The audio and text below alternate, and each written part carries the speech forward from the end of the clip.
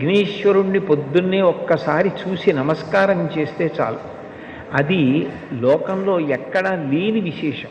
ఒక్కసారి ఆయన ముఖం వంక చూసి నమస్కారం చేసి 16 నామములు ఉన్న శ్లోకం చెప్పి బయటికి వెడితే చాలు విజయం సిద్ధిస్తుంది అని.